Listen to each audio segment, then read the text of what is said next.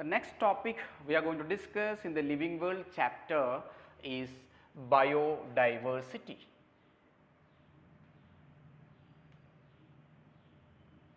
Biodiversity. So, what is biodiversity? Biodiversity is nothing but number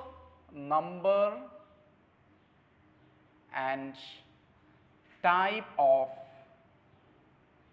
organism, number and type of organism present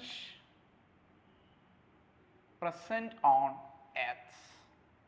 Number and type of organism present on earth is known as biodiversity. So, on the earth there are a variety of number of organisms are present, varieties of animals, varieties of plants and varieties of microorganisms. Currently we are considering the animals and plants. So, together, all together we can call it as a biodiversity, number and type of organism present on earth. So, what are the described species on earth? Described species on earth is 1.7 to 1.8 million species. 1.7 to 1.8 million species is described so far. That does not mean in earth only 1.7 to 1.8 million, no, not at all. There are many millions species are present. Many, according to Robert May estimate, we will discuss in the second year chapter. Robert May is an ecologist. According to his estimate, more than 7 million species is present on the earth, but only the 22% of total species on earth is described so far, that is 1.7 to 1.8 million. So, many species have yet to be discovered, many species has to be discovered, right. So, only 1.7 to 1.8 million species is discovered. So, what is biodiversity? Number and type of organism present on earth, simply varieties of organism on earth, that is biodiversity. So, the next term we are going to discuss taxonomy. So, what is taxonomy? Taxonomy is the branch of science. Taxonomy is the branch of science which deals with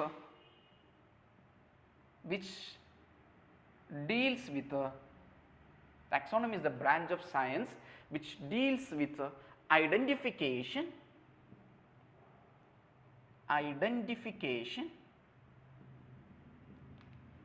nomenclature,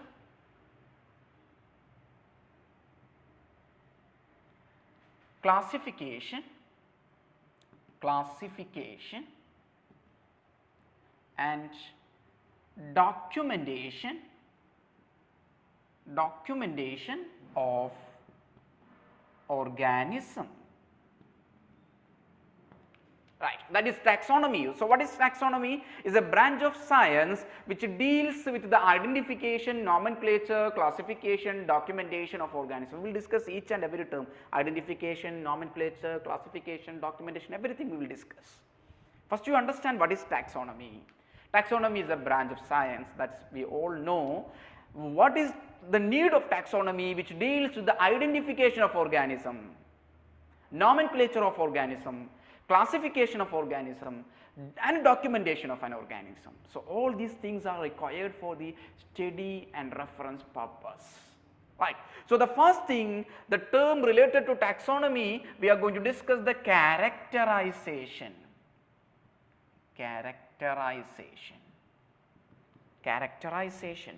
What is the meaning of characterization? It is a simple one, understanding the character of an organism. What is characterization? Understanding the characters of an organism, understanding the characters of an organism, that is a characterization. Understanding the proper character of an organism, that means what? External characters and external and internal structure, that is a character. Then cell structure, then development, then ecological characters, etc. Ecological characters, etc. So, understanding the characters of an organism, that is characterization, just example, external structure, internal structure, then cellular structure, development process, and ecological habit, habitat, everything we should know. That is called characterization. So what is the first thing in the taxonomy? We should characterize the organism. Characterize the organism means we should know the internal structure, should know the external structure, then cellular structure, development process, ecological importance, everything we should know. That is a characterization. The next one is identification. Identification. What is identification? Identification is nothing but the correct description of an organism. Correct description of an organism is identification. So, what is identification? It's a correct description of an organism is called identification. Right, correct description of an organism. By that, naming is possible. By using this correct description, naming is possible. Naming is possible. By using the description, identification of an organism, the naming of organism is possible. That is called identification. So, we discussed the characterization, the first term in the taxonomy, and the second one is identification. So, the next term in the taxonomy, we are going to discuss the third one is classification. Classification. Classification. So, you all know the meaning of classification, grouping of an organism. Grouping of an organism. Grouping of an organism. That is classification. Grouping of an organism. Right, classification. So, into how the organism is grouping into convenient categories. Convenient categories. Convenient categories. I can simply classify you male and female, boys and girls. That is a category. So, such a manner, organism also can be categorized into, classified into different category. Those categories is called taxa. Singularly we can call it as a taxon and plurally is a taxa. Taxa is nothing but the different category of taxonomy. For example, species is a one category. That means species is a one taxon. Genus is another category. We can group the organism, same species together. That is a one grouping, one category grouping. That means one taxon. Genus is another higher type of classification, and family is another higher type. Phylum is a big type, and kingdom is the last classification. Right. So, that is a classification, grouping of an organism into convenient categories. Those categories is called taxon, and plurally we can call it as a taxa. Many classes together, many categories together, we will call it as a taxa. Right. So, hope all of you clear classification. The next one, the fourth term related to the taxonomy is nomenclature. Nomenclature. While we are hearing the term, we will think, oh, some of the big definition is going to come. It's very simple, yeah. Nomenclature means naming of an organism. It's a naming process. So, what is nomenclature? Naming of an organism. Naming of an organism. Right. Nomenclature is a naming of an organism. Right. Naming of an organism. What is the need of naming of an organism? It's very important to identify the organism, right? But the thing is that if I am find out an organism and I give the name in the local Malayalam language, those people, they doesn't know the Malayalam, they cannot identify that organism by that name. And somebody discovered some organism in the different part of the world, those people are giving their local name to those kind of organism that cannot accepted by some other different countries. Even while we are considering the English also, that also cannot be accepted by some other countries people. So the naming, there is an international rule for giving the naming of an organism. There is an international rule for all kind of living organism. There should be a single name. Internationally, worldwide should have the single name. For example, human beings, the worldwide acceptable scientific name is Homo sapiens. That is our name.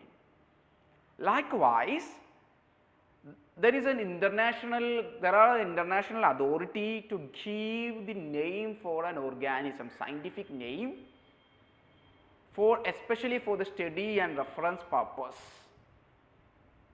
If someone is doing the reference in India, they are giving some names in the Hindi or Malayalam or some other languages, and somebody doing the difference in the US, they are giving the name in English, and somebody doing the difference in some other country, they are giving their local names. That will be very complicated to study those reference papers by some other country people. So everywhere should be a single name, but that is nomenclature, naming of an organism, that is by the rules is provided by international authorities, international agencies. So the next thing we are going to discuss about the nomenclature. Nomenclature is mainly binomial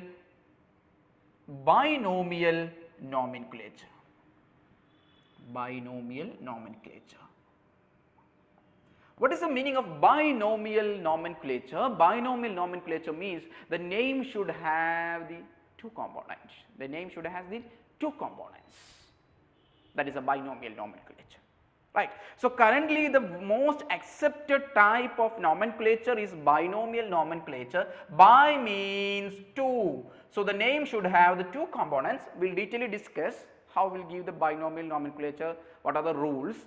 So this binomial nomenclature is proposed by Carl Linnaeus.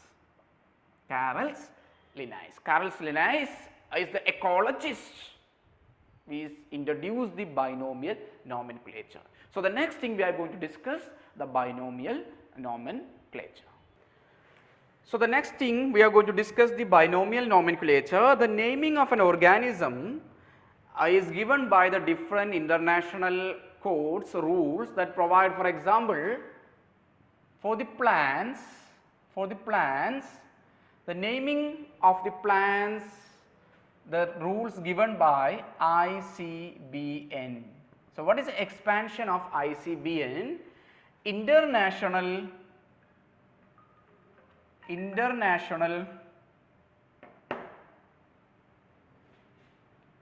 code for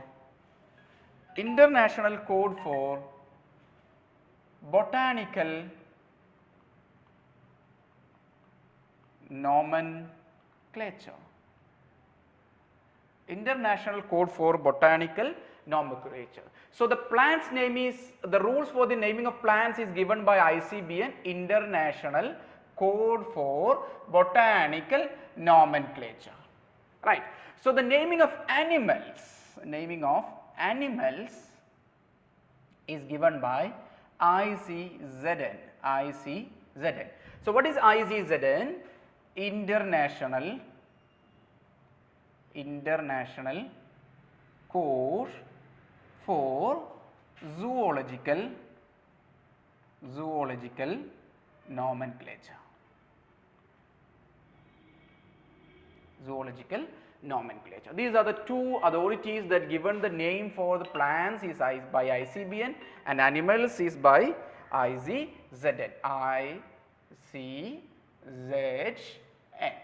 Right.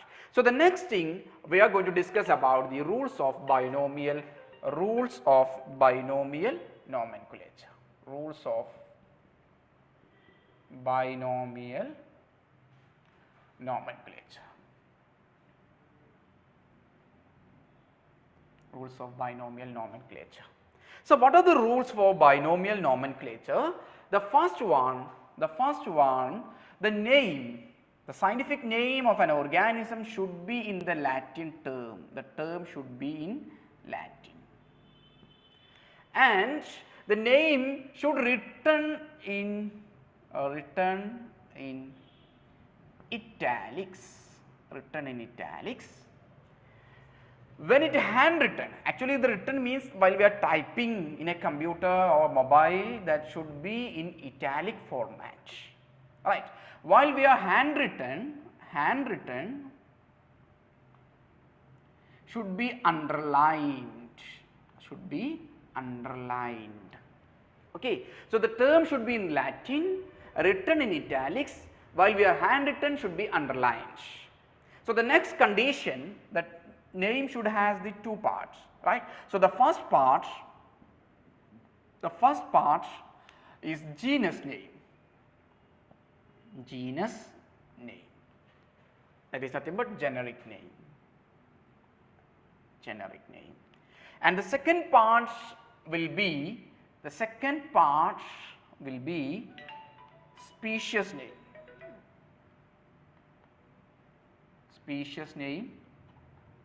let us call it as a specific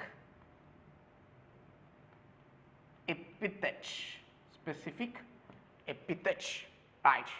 Then the third point in the binomial nomenclature, the first part, that means genus name start with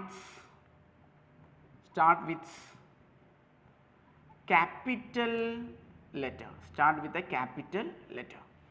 So, the first part start with a capital letter, and the second part species name start with a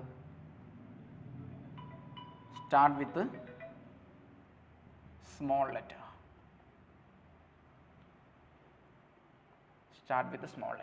So, the genus name start with a capital letter and species name start with a small letter, right. So, the next thing, these are the major points we require, these three, and the next thing, if we want to provide the name of author of that species, okay. So, name of author is not necessary if required. Name of author in abbreviated form,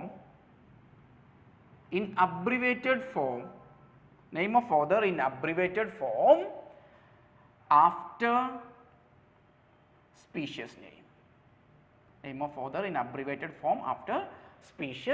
name. So, what are the conditions we discussed here? The condition number one, the name should be in the Latin term, the name should be Latin term, okay. So, second thing, it should be in italics, name should be in Latin term, it should be in italics, and when it is handwritten it should be underlined, So, the term is a Latin, while we are typing that should be italics, and handwriting it should be underlined. I will give the examples, okay. So, the first part of the name binomial nomenclature, the first part should be the genus name and the second part should be the species name. In the genus name should start with a capital letter, species name should start with a small letter. Then if required, the name of author in the abbreviated form after the species name. I will give one example. Mangifera indica. Mangifera indica is a scientific name of, biological name of mango tree. So, Mangifera means, Mangifera is the genus name. So, M should be Mangifera, M should be the capital letter. Then give a space, then indica is a species name, so start with a small letter, indica.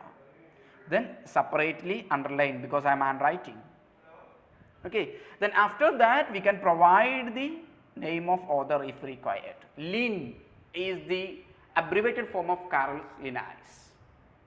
Abbreviated form means short form, right. So, another example, Homo sapiens. Homo is genus name, sapiens is a species name. separately underlined.